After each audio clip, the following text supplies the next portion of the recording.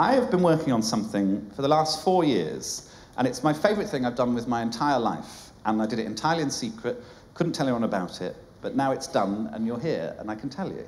And it started with this badge that was sent to me by the comedian Josie Long, who's so brilliant, she's one of my favourites. And she runs, yes, she's so wonderful, I recommend her. And she runs a charity called Arts Emergency, which helps people get into the arts that might not otherwise have access. And this is a promotional badge for that charity, which reads, "Sometimes, if you want something to exist, you have to make it yourself." And I thought that was such a beautiful sentiment. And I immediately got to work on a life-size model of Zac Efron.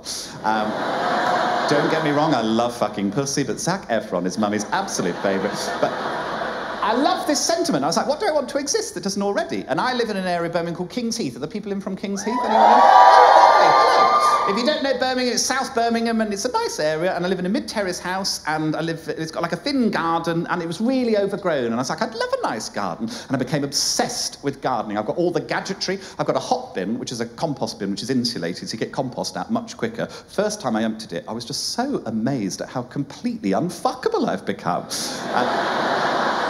One of my neighbours is a teacher, and she said, someone at work said, "What's it like living next to Joe Lycett?" And she said, "It's like living next to an elderly woman." It's so accurate. I'm in the garden the whole time. If you follow me on Instagram, you'll know I love my gardening. I'm always posting about it. And it's always sort of needlessly offensive posts, just this sort of thing. I just call them all slags, big-titted slags. This is a squash, looks like an upside-down chode with a baggy foreskin. I know what that looks like because I've met your dad. Just needlessly offensive posts. And as a result of these posts, I was asked to do an interview with Gardener's World magazine.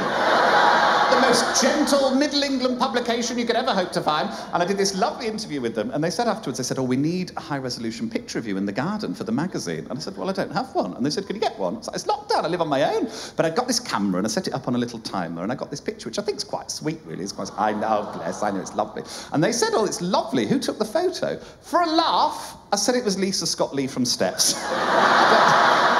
I don't know why I chose Lisa Scott-Lee. I'm sat on some steps, maybe it was subconscious, I don't know. Magazine comes out, they printed her in the magazine. She lives in Dubai. And now, whenever she posts to Instagram, this is her saying Steps got to #1 in the charts, she credited me as the photographer. But they're ever so busy. Ever so busy.